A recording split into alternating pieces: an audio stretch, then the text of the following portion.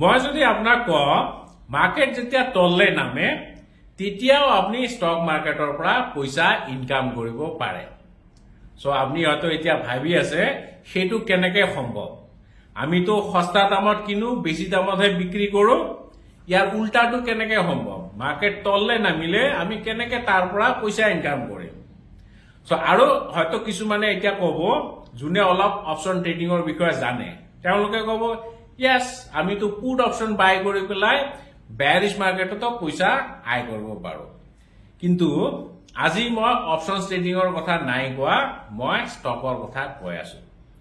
আপনি যদি আগতীয়াকে গম পায় যে আমুক নামৰ কোম্পানীটোৰ শেয়াৰ প্ৰাইস আজি ডাউন হ'ব, সো আগতীয়াকে আপনি ষ্টকটো সেল কৰিব, যেতিয়া ষ্টক প্ৰাইসটো কমি যাব তেতিয়া আপনি সস্তাত বাই কৰি দিব। সো যোনটো ডিফাৰেন্স হ'ব সেইটো আপোনাৰ প্ৰফিট হ'ব। আৰু এই প্ৰসেসটো কোৱা হয় শৰ্ট সেল কৰা।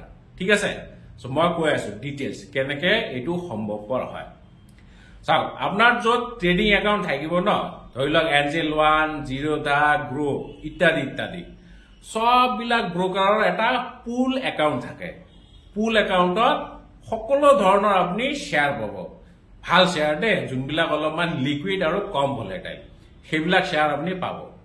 সো যদি আপনি আগতীয়াকে গম পায় যে আমুক কোম্পানীটোৰ শেয়াৰ প্ৰাইস আজি ডাউন হ'ব, যেনেকে মই এটা উদাহৰণ দিওঁ, কেইদিনমান আগত বন্ধন বেংকৰ সিইও ৰিজাইন দিছিলে।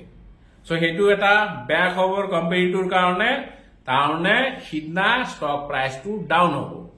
সো আপনি যেতিয়া গম পালে যে এনেকুৱা এটা নিউজ ওলাইছে, বেড নিউজ ওলাইছে, শেয়াৰ প্ৰাইসটো কমা চান্স আছে, সো আপনি কি কৰিব, আপনি আগতীয়াকে সেইটো শেয়াৰ বিক্ৰি কৰি দিব। এতিয়া আগতীয়াকে কেনেকে বিক্ৰি কৰিব, আপোনাৰ হাতত তো শেয়াৰ নাই। মই যে অলপ আগতে কলো সব বিলাক ব্ৰোকাৰৰ এটা পুল একাউন্ট থাকে। সো পুল একাউন্টৰ পৰা আপনি শেয়াৰ কিটা ধাৰ লব পাৰে। ঠিক আছে, সো আপনি ব্ৰোকাৰক কব যে আমুক কোম্পানীৰ শেয়াৰ মোক 1000টা বা 2000টা ধাৰ দিয়ক, মই আপোনাক আজিৰ ভিতৰতে ঘূৰাই দি আছো। ঠিক আছে, সো এটাই কন্ডিশন থাকিব, আপনি আজিৰ ভিতৰতে ঘূৰাব লাগিব, তেতিয়াহে ব্ৰোকাৰে আপোনাক শেয়াৰ কিটা দিব পাৰিব। ঠিক আছে, সো বন্ধন বেংকৰ শেয়াৰ আজি ডাউন হ'ব, আপনি 1000টা শেয়াৰ ধাৰ ললে আপোনাৰ ব্ৰোকাৰৰ পৰা, আৰু ধাৰ লৈ পেলাই ধৰি লওক 200 টকা ট্ৰেড কৰি আছে, আপনি 200 টকাত আগে সেল কৰি দিলে। ঠিক আছে, ধাৰ লৈ পেলাই বিক্ৰি কৰি দিলে।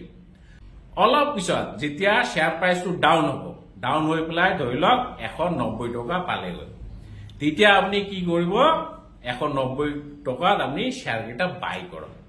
সো 1000টা শেয়াৰ আপনি বিক্ৰি কৰিছিলে, সেইকিটা শেয়াৰ আপনি বাই কৰক, বাই কৰি পেলাই আপোনাৰ ব্ৰোকাৰক ঘূৰাই দিয়ক, যে আমি যে ৰাতিপুৱা লৈছিলো এইকিটা শেয়াৰ আপনি লৈ লওক, মই ঘূৰাই দিলো। আৰু ব্ৰোকাৰে কিন্তু ইয়াৰ কাৰণে 5 পইচা আপোনাৰ পৰা চাৰ্জ নকৰে। অবভিয়াসলি ব্ৰোকাৰেজ চাৰ্জটো ল'ব, কিন্তু আপোনাক যে ধাৰ দিলে ধাৰৰ কাৰণে কিন্তু 5 পইচা ব্ৰোকাৰে আপোনাৰ পৰা পইচা নলয়।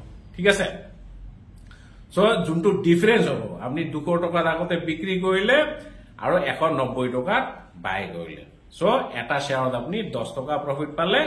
যদি 1000টা শেয়াৰ আপনি আগতে বিক্ৰি কৰিছে, তেতিয়া হলে ইয়াতে আপোনাৰ প্ৰফিট কিমান হ'ব, 1000 ইনটু 10 টকা, মানে 10,000 rupees।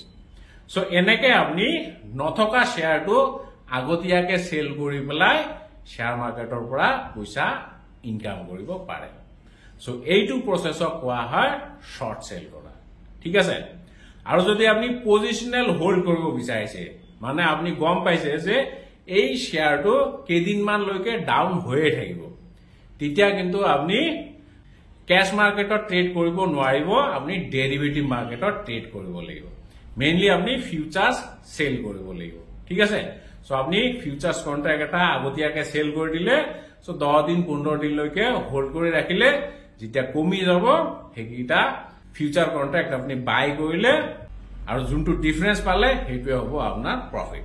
বা আপনি অপশনছৰ জৰিয়তে ট্ৰেড কৰিব পাৰে, আপনি পুট অপশন বাই কৰিব পাৰে বা কল অপশন সেল কৰিব পাৰে। সো এইবিলাক অলপমান এডভান্স টপিক হয়।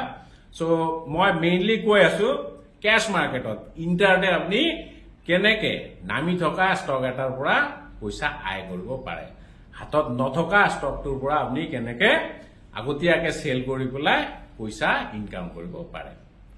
সো মই আশা কৰিছো এই ভিডিঅ'টোত আপোনালোকে অলপমান মিনিংফুল ইনফৰমেশ্যন পাইছে যদি ভিডিঅ'টো ভাল পাইছে আপোনালোকৰ ফ্ৰেণ্ডছৰ মাজত শ্বেয়াৰ কৰি দিয়ক আৰু ভিডিঅ'টো লাইক কৰিবলৈ নেপাহৰিব সো ভিডিঅ'টো একেবাৰে শেষলৈকে চোৱাৰ বাবে অশেষ ধন্যবাদ জয় আই অসম